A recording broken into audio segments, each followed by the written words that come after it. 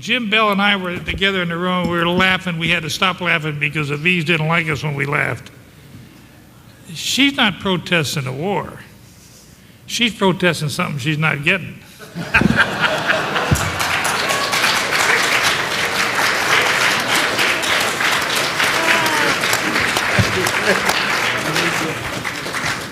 You can always count on the Navy to go there, huh? Does anyone else have any comments on that question in particular? I think it's fair to say that in Vietnam we faced a very hostile media. Basically, had a lot of young reporters, as one of our very famous writers described, who were on the make, who had editors that wanted a certain kind of story, wanted an anti-war slant. Certainly, Dan Rather, CBS, in POW camp, we called them the communist broadcasting system, because basically that's what they were. And so we had a hostile media, and I think that there's been an opportunity certainly now for some of that to generate, but as Jack mentioned, we now have some talk radio, and we have some Fox News, and we have a new guy named Glenn Beck, who we're out there putting a little different perspective on the news. And I think that's been very important.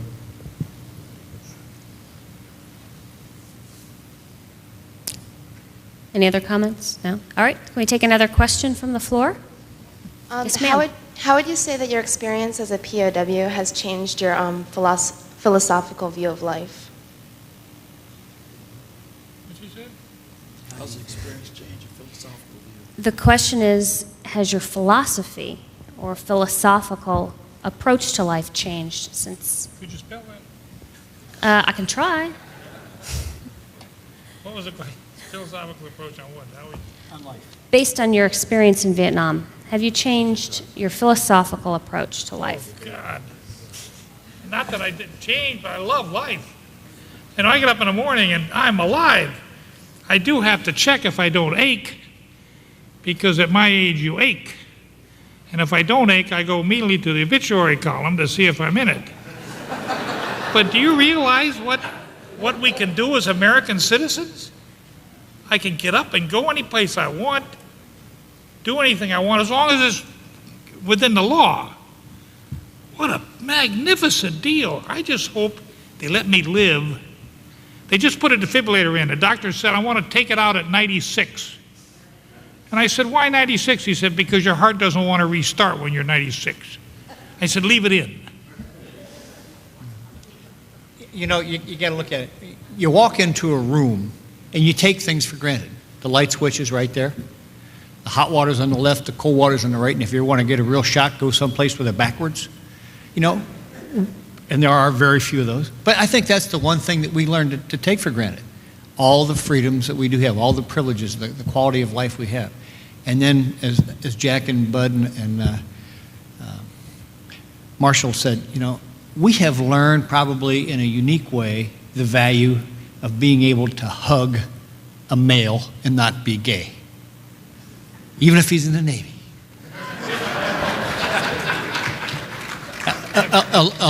A lot of things that we learned, a lot of the philosophical changes that we learned, and you really can't describe them. But again, you know, they're things that everybody learns by being tried and tested. And they do change your values, they do change your outlook, they do change your perspective. You know, you don't take hot water, cold water for granted, you check. You know, what's there? But we do have trouble hugging females sometimes. You? If it's at the right age, we have trouble. But that's I think that's the biggest change that I've seen other guys talk about, is you just don't take things for granted. You appreciate the fact that we're not one of the 56,000 plus etched in that black monument downtown. How can you not be? Figure that when I got out of my airplane, it's at 2 seconds from the time you pull the ejection handle until you have a parachute in an F-4, an old Martin Baker seat. Before the parachute deployed, my airplane hit the ground at over 600 miles an hour. Okay, say I came within 2 seconds of dying. How can I not be grateful to God or somebody? And in my case, it's God. You know, that I didn't write it in like a lot of guys did. Yeah. I got an extra 30 years on life. This isn't half bad. It's a good camp. Yeah. We probably have time for one more question. I want you all to get to lunch on time. Any other questions from the floor? I don't have a question, but I am the proud mother of a Vietnam vet, a Marine, and I just want to say how it's been an honor to hear you gentlemen. Thank you. Thank you, ma'am.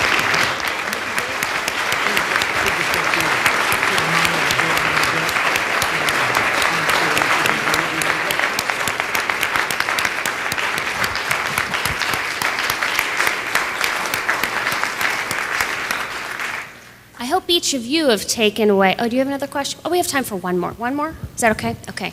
One more? Yes, sir. I guess it's excuse me, let me pull this away from me. It's based on the philosophical question that was asked earlier. You guys talked about how you unified and everything while you were prisoners of war. And I was just wondering, because of the times changing during the civil rights era, okay, and before you going into the service and coming out, how did that impact you, as well as what type of words can you, I guess, pass on to our younger America regarding relationships, racial relationships? Very good question. Go ahead, Bud. Go ahead. Okay. Let me deal with that for just a second. We had several black POWs. One of them was very close to being a classmate of mine, Fred Cherry, who was back here.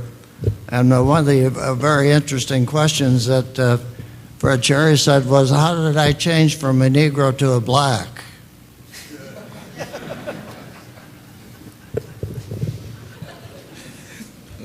One of the things you have to look at is where your priorities are in life. And probably the best thing out of this experience is you don't have time to worry about those little petty differences, skin color, religion, whatever. You've got a mission to do. You've got the camaraderie going. And your priorities there are to do the best job you can at the time. And you let the best people do the best job. Keep faith with the fellows there, and your best will come out. There's a lot of whining about victimization. Somebody did this to me, somebody didn't do that for me. In this case, as I know, I've talked to Fred quite a bit. The idea is, you've given me a job to do, get out of my way and let me do it.